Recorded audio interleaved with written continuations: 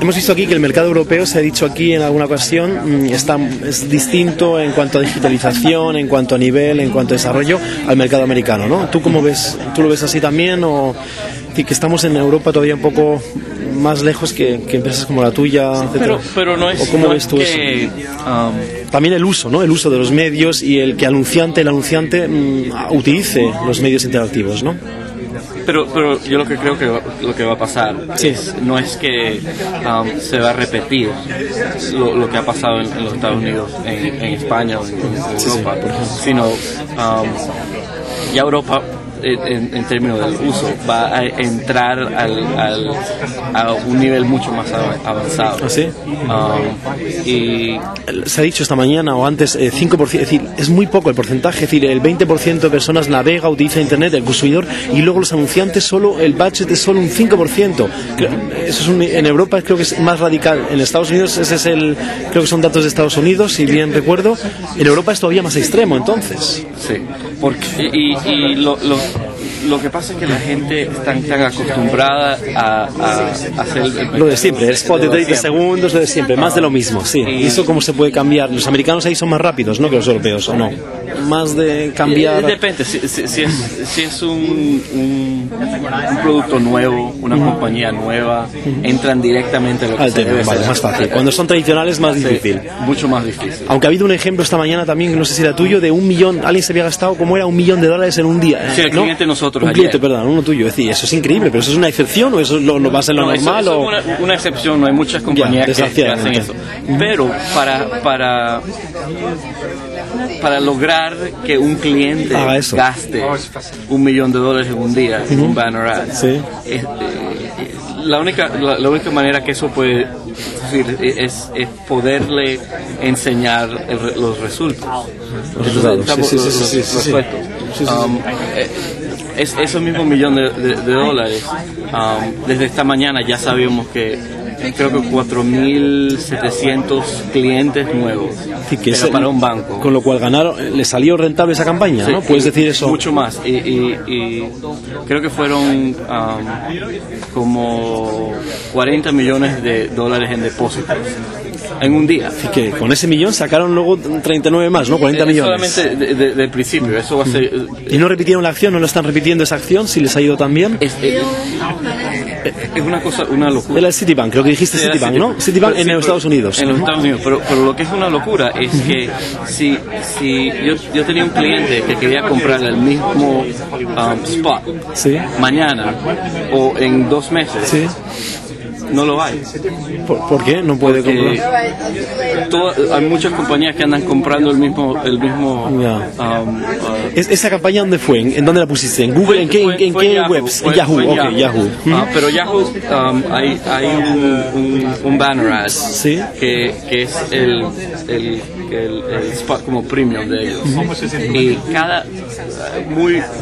como una vez al año, 2 veces al año, un cliente puede comprar la página completa de Yahoo. ¿Una vez al año solo? Muy pocas veces. Cuando puedes conseguir un cliente que gaste $1 millón, tienes toda la página para ti. Pero de todas maneras, ese mismo, el más pequeño, que todos los días lo venden, alcanza a casi 130 millones de personas en un día. Madre mía, es mucho. Y ya en la televisión no se puede hacer eso. No llegas a tanto porque está fragmentada, ¿no? Cuesta como $500 million, pero todos los días está vendido. Si tengo un cliente que lo quiere hacer y no encuentra. Y no encuentra. Y quiere gastarse ese dinero, ese $1 millón. Especialmente si ya saben que le va a lograr una cantidad de clientes. Pero ves, eso... Citibank eso lo hace en Estados Unidos, pero no lo hacen en Europa, en España o en... No lo hacen, o están intentando...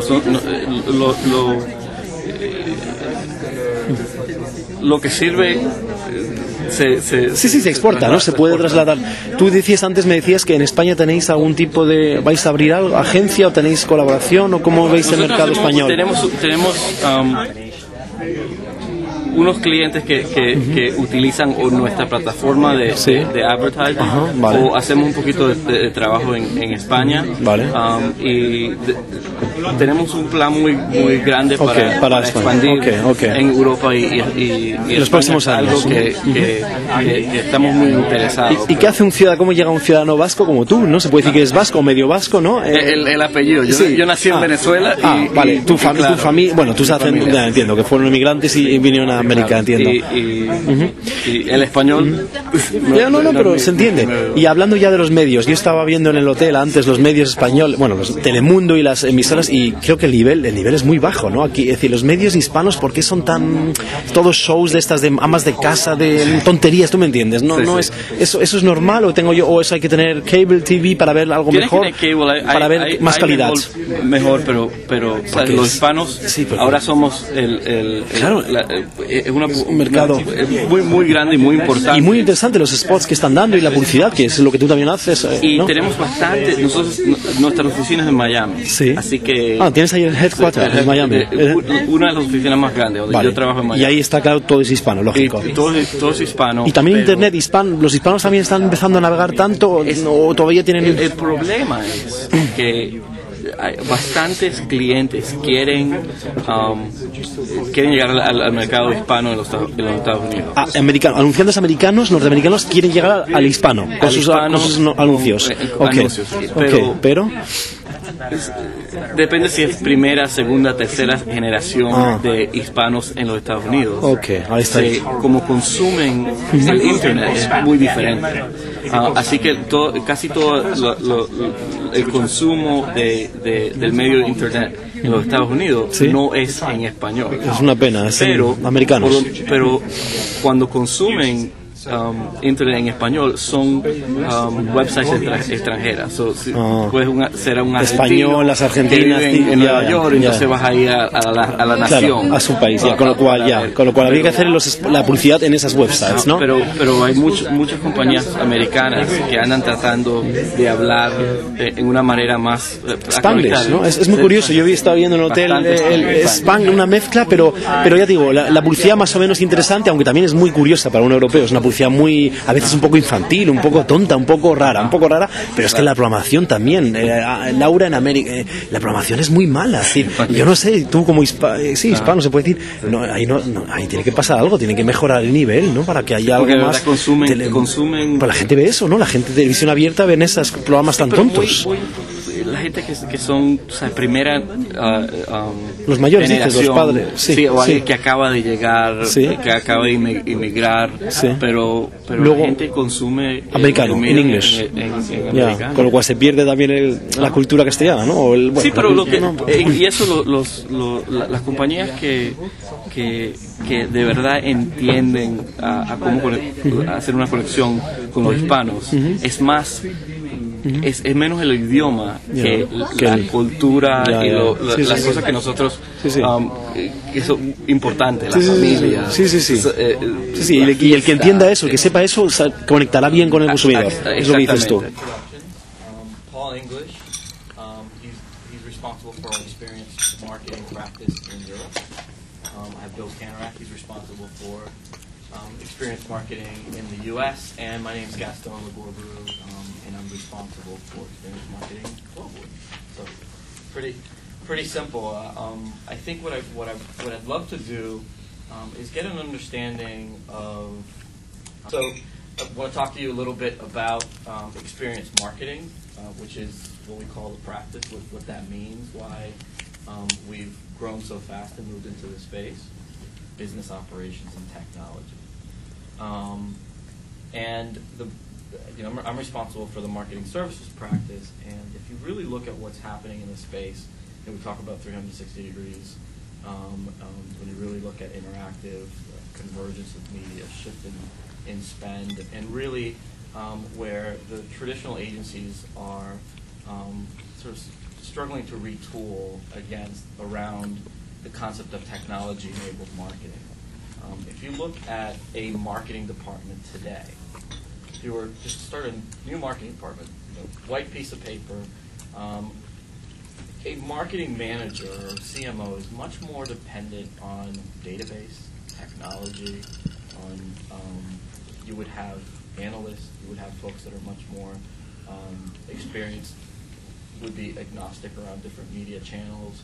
So the operations aspect of marketing has become really, really much more difficult for folks to deal with and for agencies to adjust to.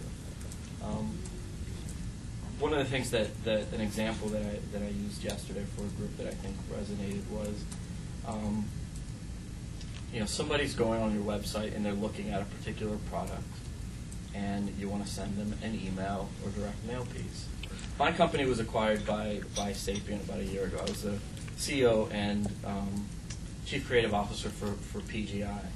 And PGI was, I guess, about a year and a half ago, the largest independent interactive agency in the U.S. So we started, 4 guys in a garage, the typical story, and grew to a point of really being the biggest shop around.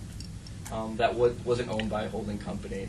That wasn't, part of I guess the scene, if you will.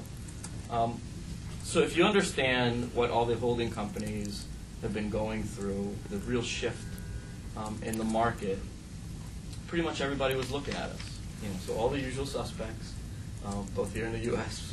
and in Europe, just to be able to really leverage that space, where there's also some phenomenal creative talent within some traditional shops, especially some boutique shops,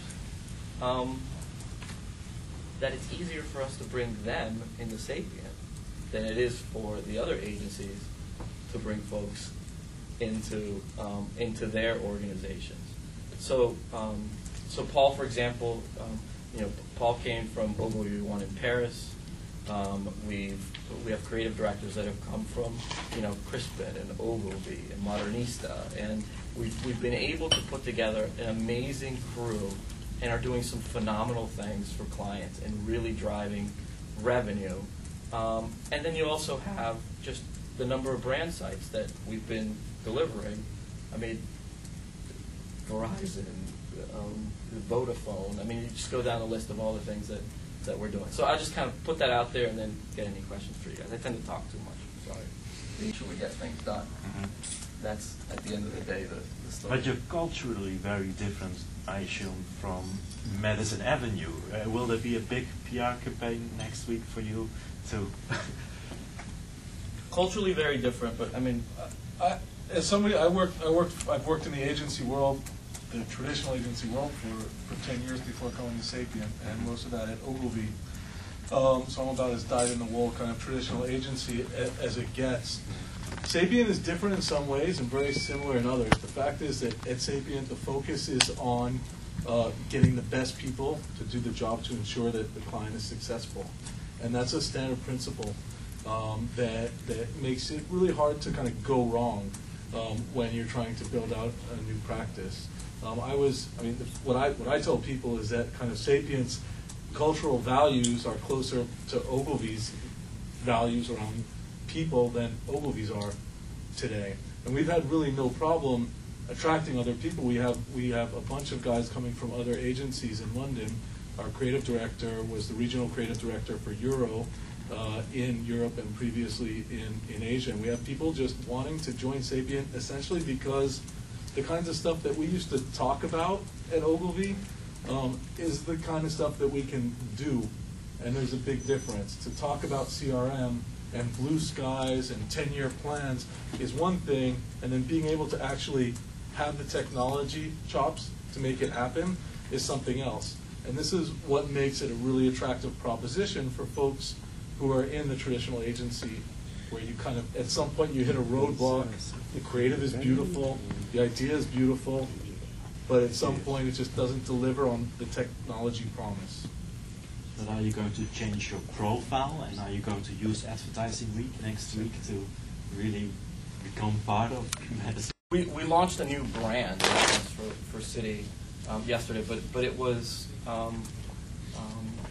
much more calculated than the traditional approach of going in and presenting some comps and getting buy-in from the client, and this is what we're going to go with.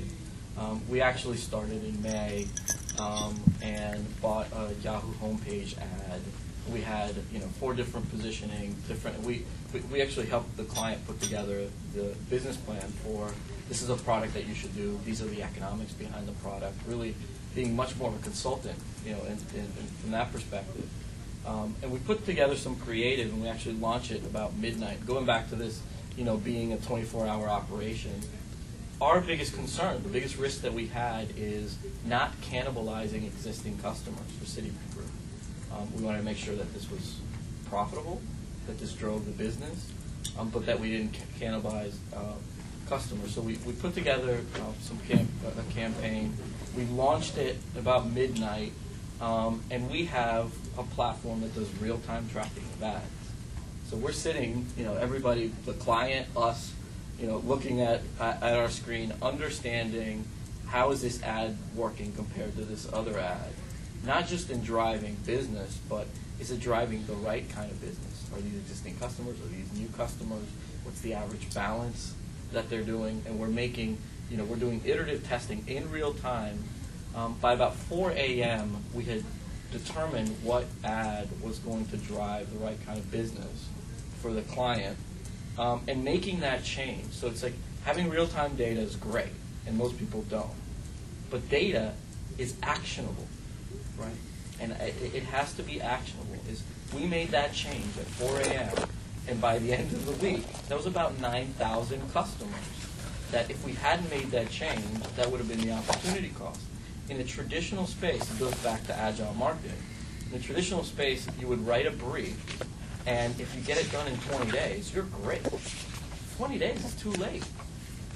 That's 9,000 customers, and I can't tell you how many, millions of dollars. So the other thing that's really happening, and from a creative standpoint, and why we're investing so much at attracting the best possible talent, is that as the cost of media continues to skyrocket, particularly in the interactive space, that ad that I was just talking about, that ad last year was about $90,000 for the day in January, February. So one banner ad for one day. By October, it was about $130,000 for the day, $130,000. By November, it was about $230,000. By December, it was $230,000 with a $300,000 matching spend. So it was a $500,000 commitment. Today is about $1 million commitment. The ad that we ran yesterday, right? So the ad that we ran yesterday for Citi was the media spend was $1 million for one day for one ad on Yahoo. So just think about what's happening from a media perspective, and then understand how important the creative is in this equation. Before, it was less because the reach was cheap. So now the creative process, the creative product, how immersive these experiences are. And one of the reasons that we call ourselves experience marketing instead of just Sapient Interactive is that we look at that $1 million that we spend on that ad, and we know that we're going to attract X number of prospects, and they're going to come in and do this, and then we're going to trigger an email, and then we're going to send them a direct mail piece, and then we model the entire sort of customer experience. We factor the cost of building all of this stuff, and that at the end of the day is the return on that $1 million that we spent on that ad, not just the direct click-through rates or whatever it is. So you really look at, what's the interdependencies of these things. We start understanding, people that were exposed to this ad, how many of them came in through search? How many of them came in through the call center? What's the latent conversions, people that were exposed to this ad that subsequently came back? And we look at the world in a very different way, very, very focused on analytics, but understanding that, that analytics drive the creative, and the creative needs to be that much more important. Being the most advanced, although you pretty much have broadband adaptation is at 50%. It's a mass medium pretty much every market in Europe now. Nobody has spent $1 million on a one-day campaign in Europe ever. There aren't that many people who spent $1 million in a year. The fact is, in Europe, right? Even though today, in average, you have 20% of the media share is digital among the average European, Western European consumer, only 5% of the marketing budget is digital. There's a huge disconnect now between where people are, what they're doing, and where advertisers are. Also, traditionally in Europe, and I've been working in Europe for almost my entire career, the internet takes a very kind of low priority. It's generally middle to lower managers who are responsible for it. Now, companies need to get online the way that consumers have gotten online, there's no doubt, but they're not willing to take these big jumps. We're not going to convince any advertiser in Europe today that you got to spend $1 million for one day on Yahoo or Lycos or wherever. What we can do, though, is that we can make the inroads that are necessary through measurable campaigns which produce ROI, more than click-through rates, obviously, but actual specific business results, to get European advertisers to understand the importance of the spend and to gradually bring that level of interactive presence up to where the European consumer is right now. Because at this point, they're still, showing TV spots where people are watching less and less TV in Europe.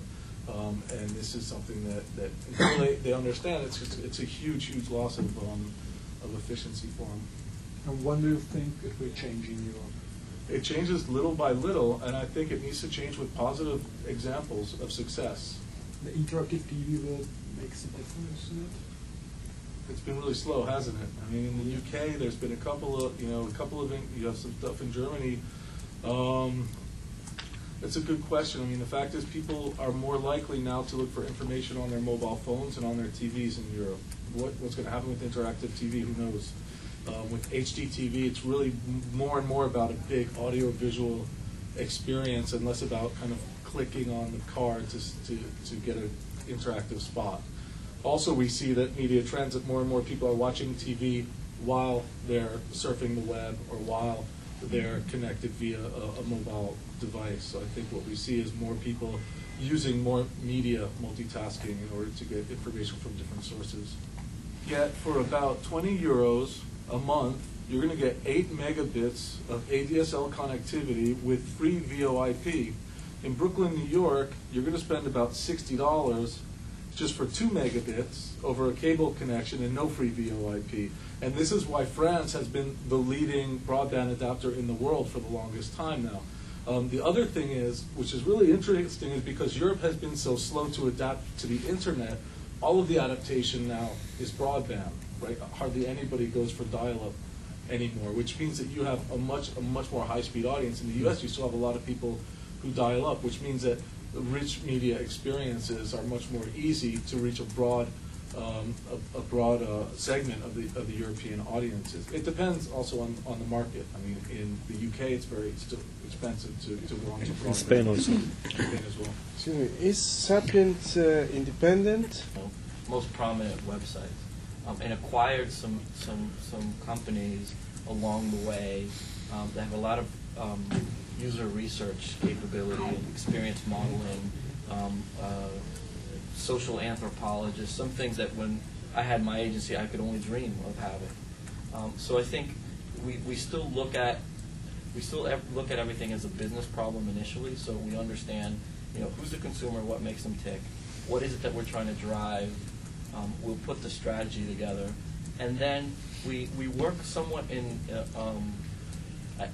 I guess the process is very IDEO-like, where a lot of creatives throwing up a lot of ideas, and then the kind of adults come in and we dissect it down to the 2 or 3 things that we want to go with. So the idea, in most cases, drives media, as opposed to media driving the idea.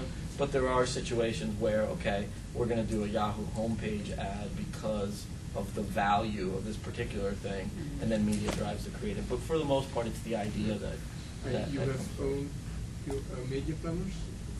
So we have we have planners. We do a lot of DRTV, mostly interactive display stuff, search, both paid and natural, and we look at, again, all the interdependencies between these things. It's when you buy some display media, how does it affect search? we have some pretty significant analytic capability.